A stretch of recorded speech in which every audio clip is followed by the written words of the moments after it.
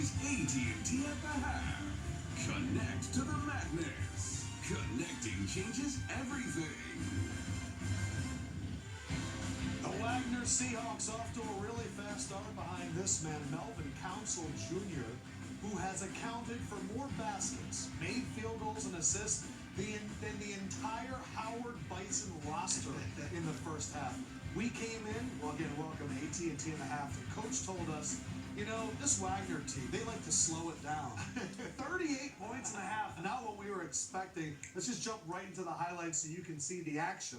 But Wagner getting it going early, Seth. Yeah, for sure. This is not what we expected, but this is March Madness, so both teams with short benches, although Howard was able to get some of their guys back. You can see Melvin Council Jr. on the fadeaway jumper. He has been the story here in this first half. 13 points, 6 for 9 shooting, and the buckets were falling. They really were.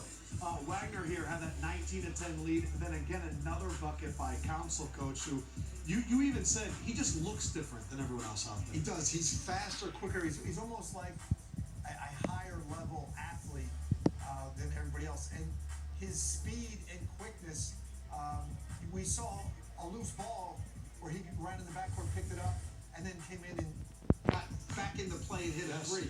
He literally is a one-man fast break.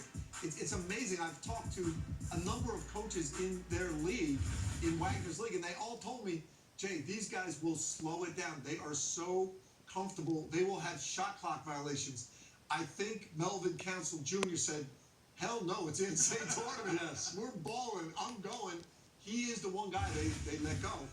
And I think just to give a look into the back, you work with our guy named Benda to get highlights. And in the first 2 minutes of this half, you were like, I think we have enough highlights on it. Exactly. You look at here, he rebounds the ball, and now it's a fast break because the rebounder is creating the break, kicks out for a three. That's offense you can't get against the Bison zone. The Bison went to a zone, and later in the half, Wagner figured out, late in the possession, the shot clock, they switched from man to zone. And Melvin Council figured that out and just started driving the ball at the end of the clock. Council came into the game going double digits in 12 of 13. Already in the first half makes it 13 of 14. Other side, sloppy ball handling, it seems like thus far for Howard. Yeah, I said pregame, I said if Howard can take care of the ball, and that's been their problem this year, is they like to play fast, they like to shoot threes, but they struggle taking care of the ball. And, you know, this is what Wagner's going to do.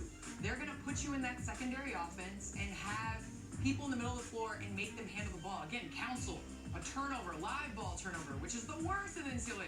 I can take this. This is a dead ball. You can set up your defense. But right here, just a little discombobulated. Coach has talked about how physical Wagner is on the defensive end.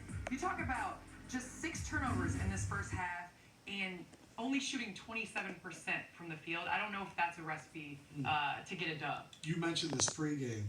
Wagner allowing 54 points per game in March, which is best in D1, and right now Howard on pace for 54. Yeah, and listen, Wagner's a very good defensive team. They're playing a very good defensive game, but they're getting some help because some of these misses that Howard has offered are pretty wide open. Keep in mind that this is a 38% three-point shooting team, which is 20th in the country. Right there, Bryce Harris has a pretty good look. He's a 39% three-point shooter. Seth Towns is being bothered. Now, you know, Wagner's not a hugely disruptive defense, but Isaiah Warfield, he's a 35% three-point shooter. And then Harris is a 59% two-point shooter, and this is a pretty good look.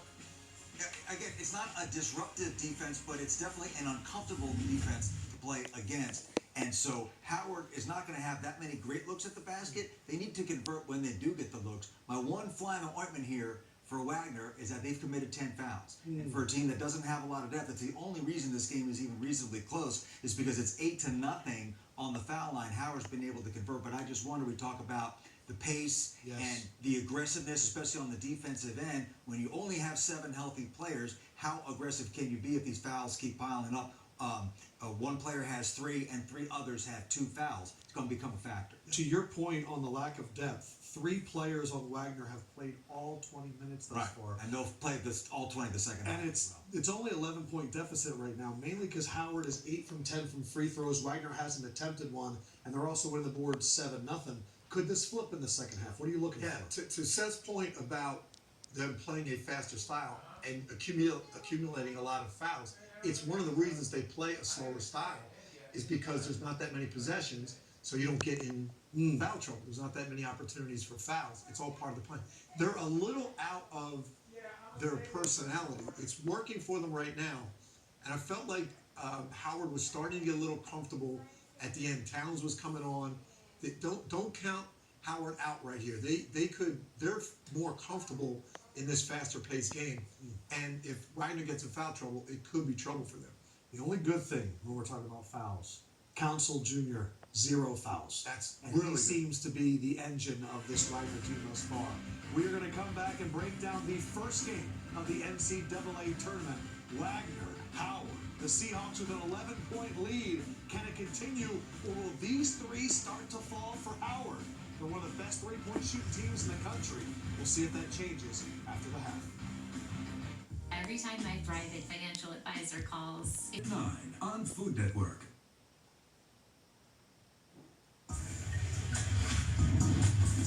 Welcome back, AT&T at the half. Check out Max Bracket Breakdown Thursday at 11 a.m. on Max. Dave Briggs, Randolph Childress, Tony Delk, and Josh Pastner get you ready for all the day's action with special appearances by some of Max's biggest stars who swing by to talk all things brackets. Max Bracket Breakdown. Say that 8 times fast. Exclusively on Max. This is our night game. Colorado State, one of the many teams from the Mountain West Conference that is entering this tournament, fight for a 10 seed against Virginia for the right to take on Texas in Charlotte on Thursday. Colorado State, very talented team. Some surprised that Virginia made the tournament.